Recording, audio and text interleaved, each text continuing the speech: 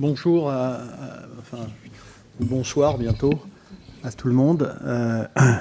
Donc, je m'appelle Marc Fontcave, je suis professeur de chimie au Collège de France et très impliqué avec Jean-Marie Tarascon sur cette initiative Avenir commun durable du Collège de France. Alors, bon, peut-être nous allons avoir trois interventions. Alors, le sujet dessine-moi une ville du futur. On a entendu, je crois, Philippe nous parler de Saint-Exupéry. On y est. Alors, je crois qu'on a vu la difficulté de construire l'hôpital du futur.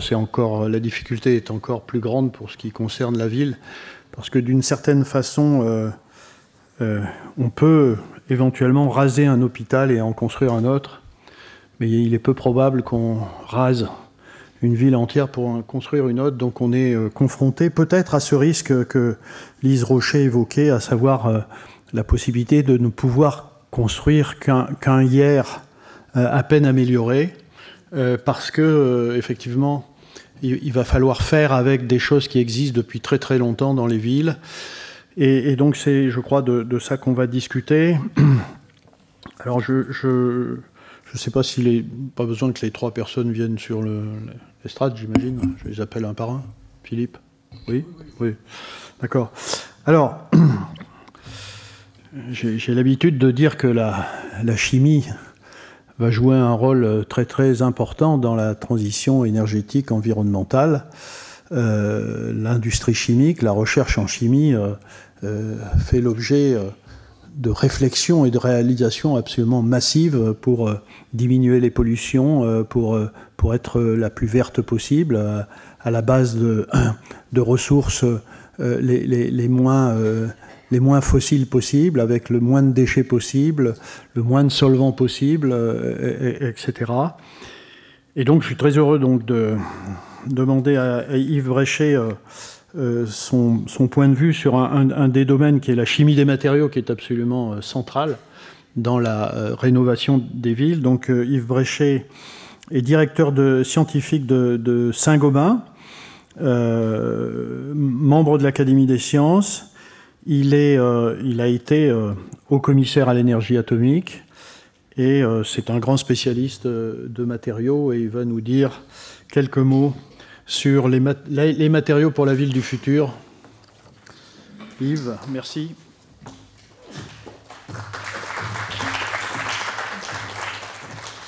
Merci. Alors, quand Marc et Jean-Marie m'ont demandé de parler des matériaux de la ville du futur, je me suis bien demandé par quel bout j'allais prendre la chose.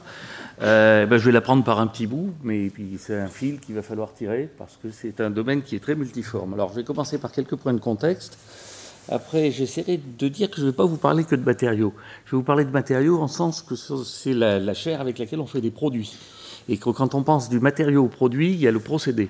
Et ces aspects-là vont être essentiels pour savoir quels sont les matériaux que je vais avoir dans la ville du futur. Après, je vais vous parler de science et de technologie. Et puis, j'en arriverai à quelques conclusions. Donc, vous allez avoir un exposé d'ingénieurs, en fait. Alors, le contexte. Le contexte, c'est que les villes grandissent. Alors, les gens vont se fâcher sur les pourcentages, mais enfin, en gros, on a une urbanisation croissante. Mais cette urbanisation croissante, si c'est une tendance générique, elle est avec des réalisations géographiquement très différenciées. C'est très différent dans les pays qui sont en train de s'urbaniser, ou dans des pays comme les pays occidentaux qui sont déjà massivement urbanisés. Donc, même si on a une tendance de fond, on a des conditions initiales qui sont très diversifiées. Et comme vient de le dire Marc, il y a des cas de figure où on a quelque chose et puis on va être obligé de vivre avec, et d'autres cas de figure où la ville du futur ne ressemblera pas du tout à la ville du présent, ne serait-ce que parce que la ville du présent n'existe pas forcément.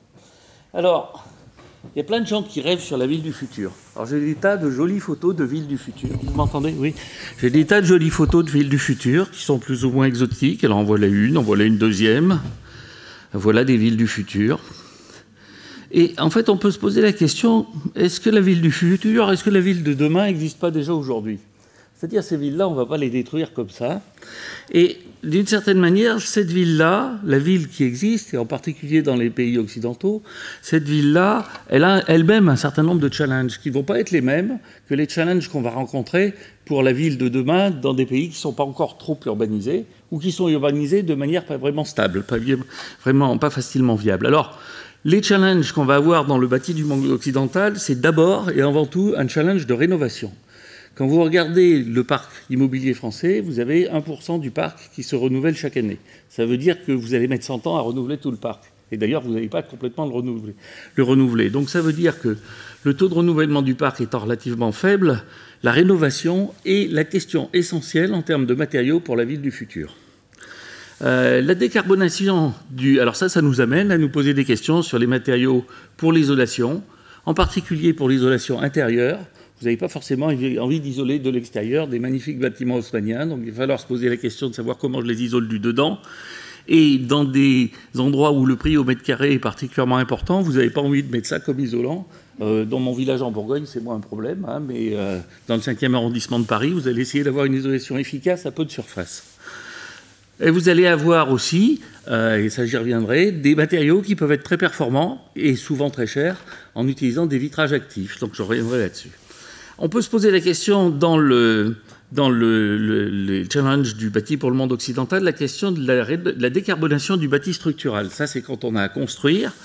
Et on peut se dire, comment est-ce que je peux décarboner les procédés? Comment je peux développer des ciments bas carbone? Comment je peux réutiliser les gravats? Ça, c'est des questions qui se posent dans la rénovation de la ville contemporaine. Par exemple, développer des ciments bas carbone, alors là, je vais abonder dans le sens de Marc, développer des ciments bas carbone, ça veut dire développer des additifs en très petite quantité, mais qui changent considérablement les propriétés mécaniques que vous allez avoir pour les ciments. Ça, c'est beaucoup plus efficace que de mettre du bois dans un ciment pour en faire un béton d'hiver. Si je regarde le troisième point qui va se poser pour le bâti du monde occidental, c'est un problème d'adaptation.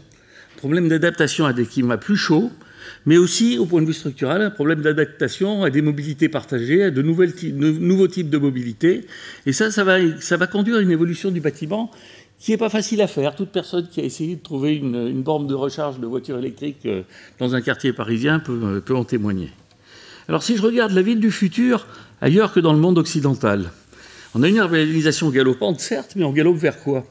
Est-ce qu'on galope vers cette version de la ville du futur, celle de gauche, ou est-ce qu'on galope vers la version de cette ville en Arabie Saoudite sur 150 km, qui est une vision que d'aucuns considèrent comme idyllique de la ville du futur? Moi, je ne suis pas tout à fait certain que j'aimerais habiter là, mais enfin bon, je ne suis pas certain que j'aimerais habiter de l'autre côté non plus. Mais si je regarde les challenges pour le bâti dans l'urbanisation, dans les pays en urbanisation, il y a un premier challenge, c'est qu'en fait, on a un challenge de démolition-reconstruction rapide.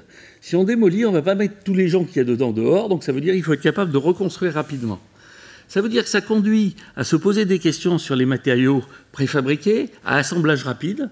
Et ça pose problème, parce que ces matériaux préfabriqués à assemblage rapide, c'est au contraire des produits qui sont des produits à haute valeur ajoutée qui sont assez chers. Alors que là, on est obligé de développer une construction massive, peu chère et de qualité suffisante.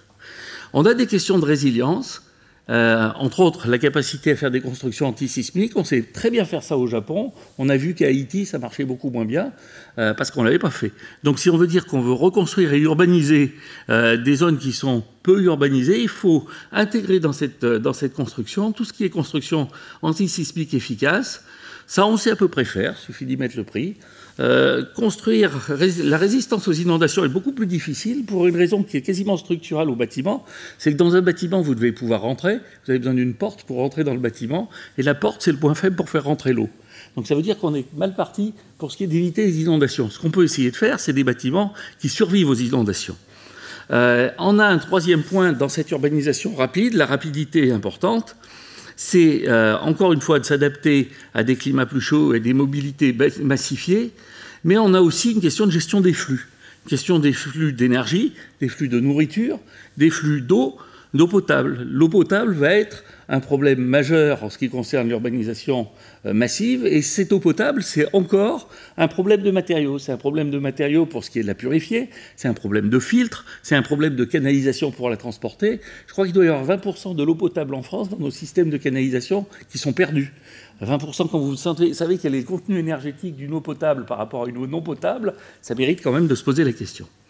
Alors, maintenant, je vais vous parler de quelque chose qui est une vision globale de la ville, et notamment, dans un contexte de réchauffement climatique, la question des îlots de chaleur urbains. Je vais y revenir, parce que les îlots de chaleur urbains, vous allez voir que ce n'est pas qu'un problème d'un matériau, c'est un problème d'un ensemble. Ce n'est pas un problème d'un bâtiment, c'est un problème d'un ensemble de bâtiments.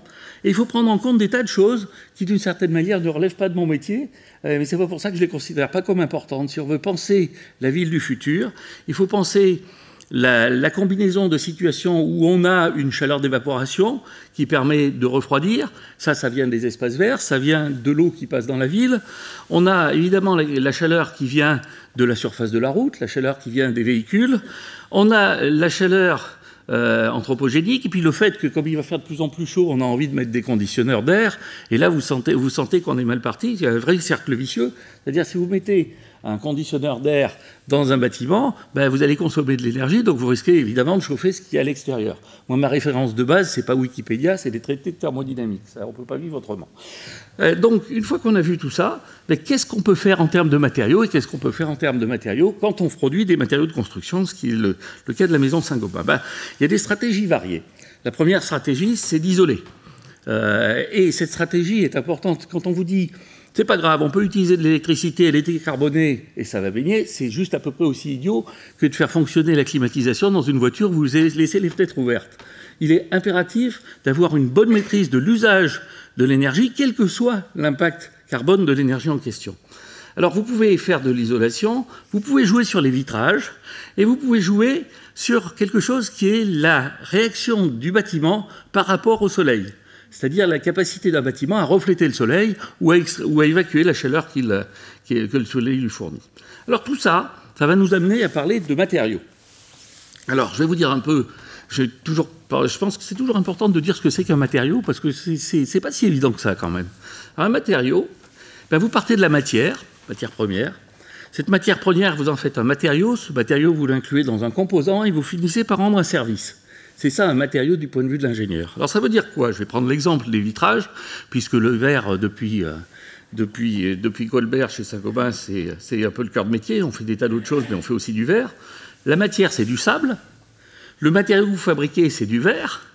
Ce que vous faites quand vous avez fait du verre, vous allez en faire un vitrage, simple ou double vitrage ou triple vitrage, et va vous rendre un service, par exemple, en ayant un vitrage actif. Alors, pour passer de la matière au matériau, vous avez des problèmes d'élaboration. Pour passer du matériau au composant, vous avez des problèmes de mise en forme et d'assemblage. Pour passer du composant au service, vous allez avoir un problème de mise en œuvre et d'instrumentation. Et toutes ces étapes-là ont un impact énergétique considérable. Donc si vous voulez penser la ville vis-à-vis de son impact et vis-à-vis de sa capacité, parce que quand même une ville c'est fait pour que les gens habitent dedans et qu'ils travaillent dedans, si vous voulez penser la ville comme ça, vous n'êtes pas simplement en train de penser matériaux, vous êtes en train de penser matériaux plus toute la chaîne qui va de la matière au service et toutes les actions que vous allez faire pour transformer un tas de sable en un vitrage électrochrome. Alors, si je me pose la question de la décarbonation du bâtiment maintenant, un chiffre qui est assez facile à voir, le bâtiment, c'est à peu près 40% des émissions de CO2. Ça fait beaucoup. Il y en a 12% qui viennent de la construction et 28% qui viennent de l'usage. Donc ça veut dire que quand vous pensez décarbonation, il ne faut pas simplement penser à l'empreinte carbone de l'objet que vous êtes en train de fabriquer, mais il faut passer à l'empreinte carbone de l'usage du bâtiment compte tenu que vous avez cet objet. Heureusement pour nous, parce que sinon vous ne feriez jamais de double vitrage. Un double vitrage, vous avez 2 fois plus de verre. Point de vue empreinte CO2, c'est énorme. Et ça, à part que le double vitrage vous fait une isolation qui fait que vous vous économisez beaucoup plus d'énergie quand vous faites fonctionner le bâtiment. Alors, ça m'amène au choix que j'ai fait pour la fin de cet exposé. Plutôt que de vous faire une collection de matériaux version concours Lépine, en vous montrant le dernier que j'ai dans un tiroir qui est super joli, vous allez dire « Ouah, je le veux chez moi », je vous dirai « Vous l'aurez dans 15 ans ».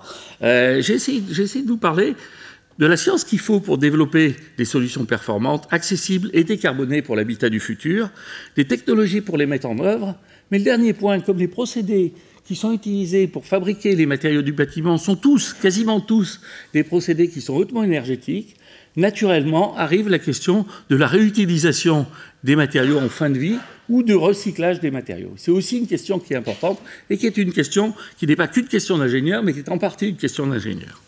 Alors la science et la technologie, je vais la décliner sur quelques exemples. Je vais vous commencer par vous parler de la maîtrise de la thermique du bâtiment. Après, je vous parlerai de la maîtrise de la thermique de la ville. Et je me suis centré sur la thermique parce qu'en une demi-heure, il faut bien se centrer sur quelque chose. Alors, la thermique du bâtiment, grosso modo, ça c'est un petit bâtiment, c'est une maison. Cette maison vous dit combien d'énergie vous perdez par la toiture, par les murs, par les fenêtres, par l'air renouvelé, par les sols. Donc ça vous dit un peu quels sont les gros volumes. Vous voyez qu'une des caractéristiques de ça, c'est que vous avez peu de volumes qui sont négligeables. Donc ça veut dire que si vous voulez faire vraiment un bâtiment qui est performant au point de vue énergétique, c'est tout ça qu'il va falloir prendre en compte. Alors je vais vous parler d'isolation pour commencer. Alors l'isolation, c'est quoi le principe de l'isolation thermique? C'est de maîtriser tout ce qui vient de la conduction soit par le solide, soit par le gaz, soit par la radiation, soit par la convection. Quand vous faites de l'isolation à la température à laquelle normalement on vit si on n'est pas en enfer, c'est-à-dire la température d'un bâtiment, la radiation est à peu près négligeable. Ce qui est vraiment important, c'est la conduction par la masse, par le gaz, et puis la convection. C'est-à-dire la convection, c'est le fait que le gaz que vous avez dans un matériau poreux, il peut bouger. Et s'il bouge, il transporte la chaleur beaucoup plus facilement. La chaleur, c'est jamais que l'agitation des molécules.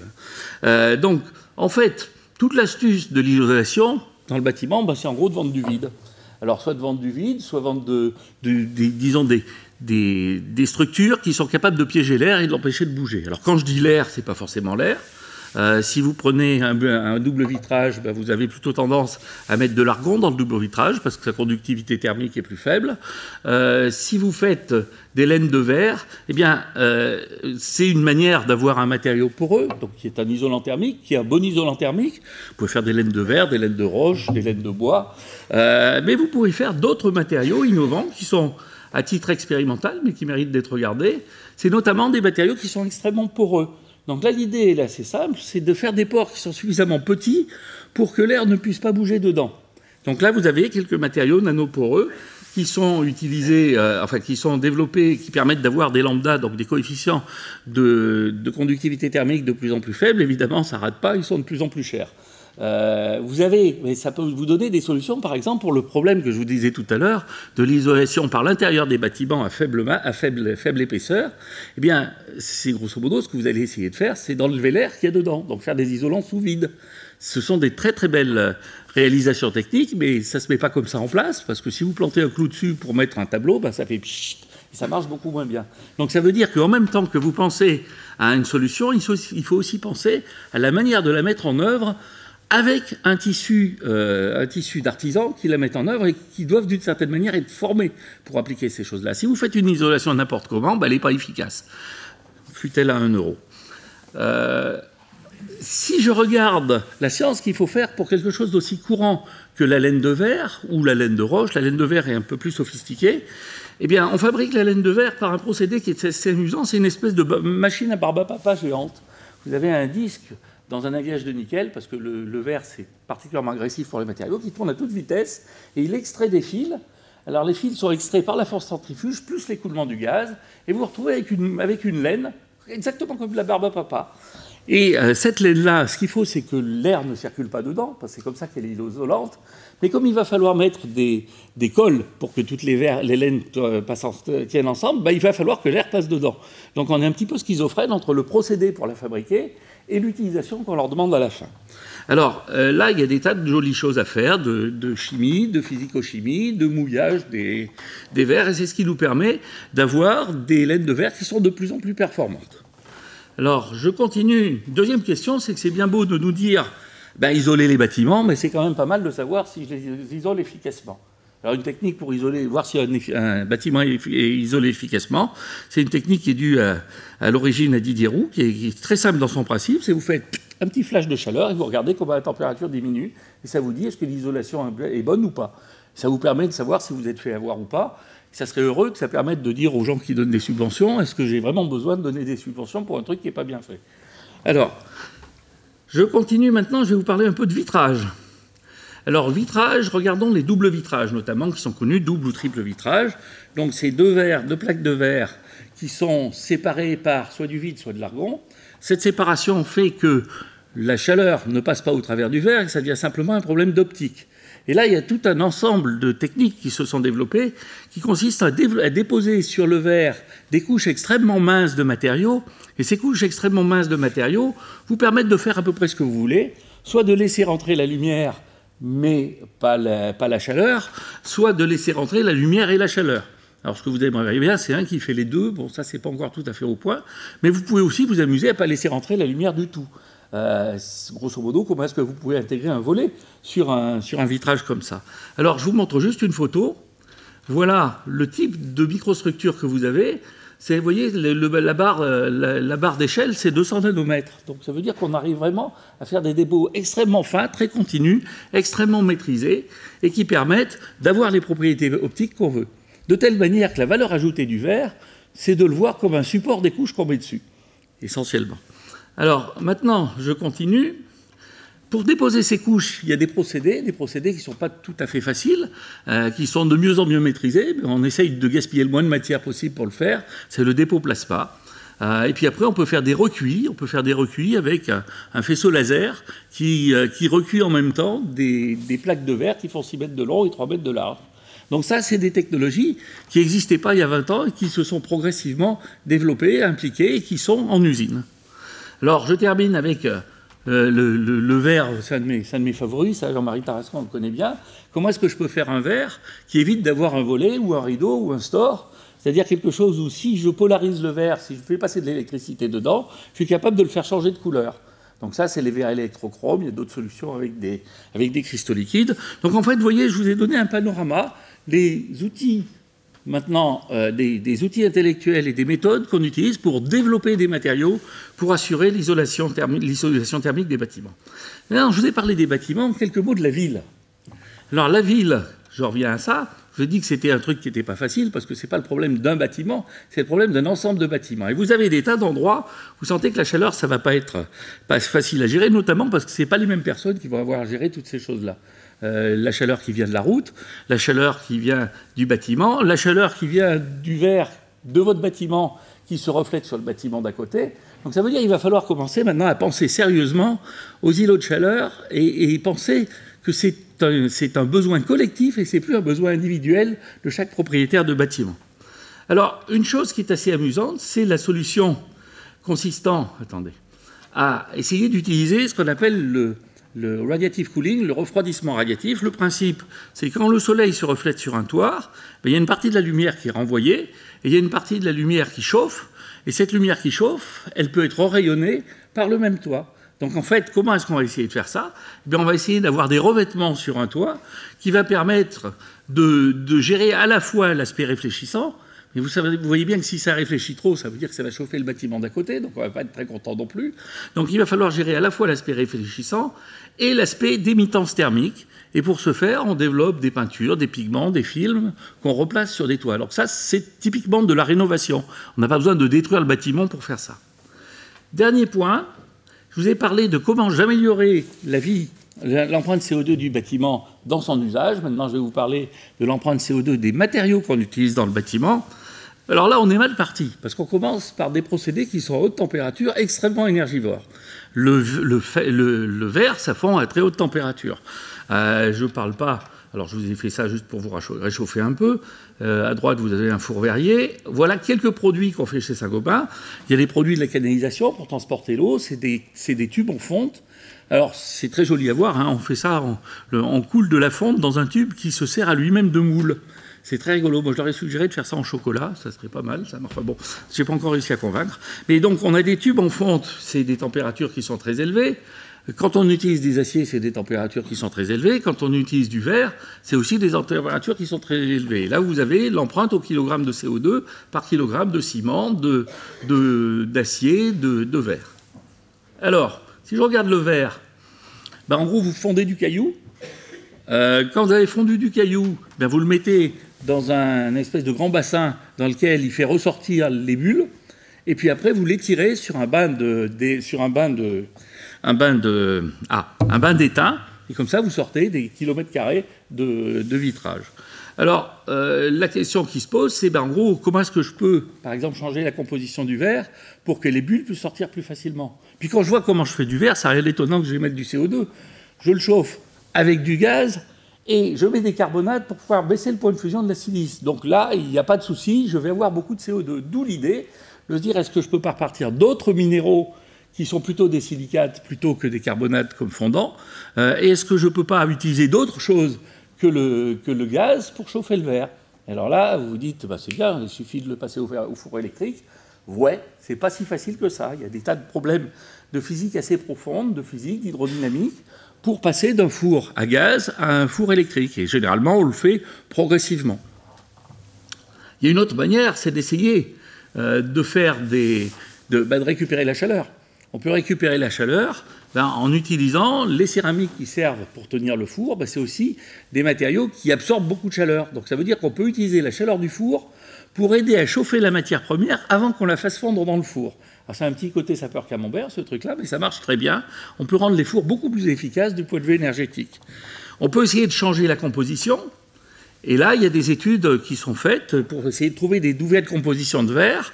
Et c'est des études qui sont assez intéressantes, parce que vous avez à la fois des physico-chimistes, des spécialistes de la rhéologie, des géologues, parce que ça ne suffit pas de trouver une bonne composition d'un caillou que je vais mettre pour faire du verre, encore faut-il qu'il ne soit pas trop loin, parce que sinon ça va me coûter très cher, et en énergie, et en coût, pour l'amener où il faut. Donc, je vais terminer par un autre matériau que j'aime beaucoup, c'est le plâtre. Alors le plâtre est un matériau qui est très exotique parce que vous commencez par enlever de l'eau en calcinant un hydrate. Cet hydrate-là, vous le mettez dans l'eau. Là, il se dissout bien. Ça vous permet de sortir des plaques de placo-plâtre avec les deux côtés de carton des deux côtés. Et puis à la fin, une fois que vous avez fait ça, le truc il est humide, donc vous allez le sécher. Donc c'est un procédé où vous enlevez l'eau pour remettre de l'eau pour réenlever de l'eau. Inutile de vous dire que chaque fois que vous faites ça, ça vous coûte de l'énergie. Et tout ce qu'on pourra faire pour essayer d'éviter de faire ça ou de le faire plus efficacement va diminuer l'empreinte énergétique du plâtre. Mais ce qu'on peut aussi faire, c'est après tout prendre le plâtre, puis il n'y a rien qui est plus efficace que les trous. Quand vous faites des trous dans du plâtre, vous avez quelque chose qui est beaucoup plus léger. Qui dit plus léger, ça se manipule plus facilement, ça se transporte plus facilement. Et en plus, ça a le bon goût d'être un isolant thermique. Donc vous voyez des évolutions de matériaux qu'on fait en essayant encore une fois, d'optimiser l'impact énergétique du plâtre. Alors maintenant, je termine, et ça me permettra de vous dire que le problème est encore un petit peu plus compliqué que ça, mais j'espère que je ne vous ai pas perdu et que vous suivez à peu près les différentes étapes. C'est qu'en fait, quand vous faites le bilan énergétique d'une plaque de plâtre, vous apercevez qu'il y a 20% du bilan énergétique qui n'est pas le plâtre, c'est les attaches en acier pour tenir la plaque de plâtre. Donc ça veut dire que si vous commencez à penser les attaches en acier pour tenir la plaque de plâtre, vous allez vous dire pourquoi je ne les ferai pas en bois, pourquoi je ne les ferai pas dans d'autres matériaux pour essayer de diminuer l'impact énergétique. Ça m'amène au dernier point maintenant, qui est de dire, je vous ai dit, c'est très énergivore tous les matériaux qu'on développe, mais une fois qu'on les a fabriqués, c'est beaucoup moins énergivore, donc on a tout intérêt à essayer de les recycler. Alors on peut essayer de recycler les déchets de construction, de recycler les terres d'excavation. Dans le Grand Paris, ça va se poser de manière évidente. On peut essayer de recycler le verre post-usage. On peut essayer de recycler la laine de verre post-usage. Là, ce qu'on essaye de faire, par exemple, c'est de développer un procédé qui prend de la laine de verre usagée, et au lieu de faire bovidement ce qu'on a envie de faire, c'est-à-dire le mettre dans un four, je refonds tout et je refais de la laine, on va essayer de récupérer la laine sous forme de fibres. Et là, je vous dis, c'est assez intéressant d'un point de vue scientifique et technique, et c'est très prometteur. Recycler du verre, c'est pas facile. Parce que, grosso modo, actuellement, l'essentiel du verre qu'on recycle, c'est celui qu'on a cassé dans nos usines. Bon, je peux toujours dire, on essaye d'en casser plus, on aura plus de verre recyclé, mais ça passe pas très bien au niveau du business. Mais par contre, ça veut dire que vous devez sérieusement vous poser la question de savoir comment je démonte les doubles vitrages, comment je les retransporte, comment est-ce que je me débrouille pour faire des cols qui tiennent bien pendant toute la durée de leur vie et qui se détachent bien à la fin. Et là, il y a une chimie particulièrement subtile à essayer de mettre en place, mais il y a aussi tout un aspect logistique, un aspect sociologique, un aspect métier qui est important. Je termine avec quelque chose qui vous aura pas l'air d'être très très high-tech, c'est la construction avec de la terre.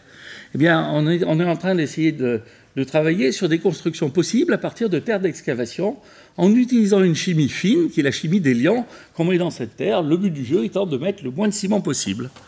Alors après, se pose la question de savoir comment je teste ces trucs-là, parce qu'on a quand même envie de le tester avant de construire un bâtiment avec. Je vous rassure, ça ne va pas être des gratte-ciel qu'on va construire avec ça, mais ça dit quand même qu'il y a un certain type d'urbanisation où ces choses-là sont possibles. J'arrive à mes conclusions maintenant. Je vais essayer de vous dire que les villes du futur, on va avoir un problème à gérer qui n'est pas un problème simplement d'un bâtiment, ça va être un problème d'un ensemble de bâtiments, que les problèmes de cet ensemble de bâtiments vont tous, sans exception, amener à se poser des questions de matériaux, mais pas au sens de matière, au sens de matériaux transformés en matière, inclus par un procédé dans un dispositif. Et ça m'amène aux conclusions que je voulais faire. L'urbanisation croissante dans un contexte de changement climatique exige de prendre en compte à la fois la diversité des situations actuelles et la diversité des exigences. La thermique des bâtiments, aussi bien pour chauffer ou refroidir, est une composante essentielle de la viabilité des villes du futur. C'est quand même fait pour qu'on habite dedans. L'exigence de réduction de l'empreinte CO2 nécessite de maîtriser à la fois l'empreinte CO2 du bâtiment en cours de fonctionnement et l'empreinte CO2 des matériaux pour construire le bâtiment. Plus que des révolutions, à mon avis, on peut s'attendre à ce que la science et la technologie conduisent à développer des matériaux et des produits performants et accessibles. Donc c'est une évolution. Mais pour faire cette évolution, on a besoin de mobiliser à peu près tout ce que la science et la technologie peuvent avoir d'innovant dans le monde contemporain. Et au-delà du bâtiment individuel, la thermique de ville croissante exige de penser à la fois l'habitat, son environnement logistique pour gérer les îlots de chaleur. Je vous remercie de votre attention. Merci Yves.